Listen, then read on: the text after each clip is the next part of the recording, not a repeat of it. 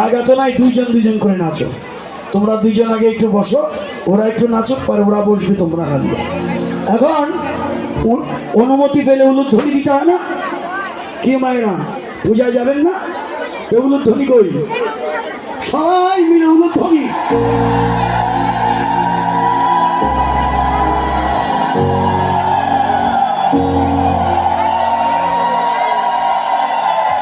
বাহ, চমৎকার।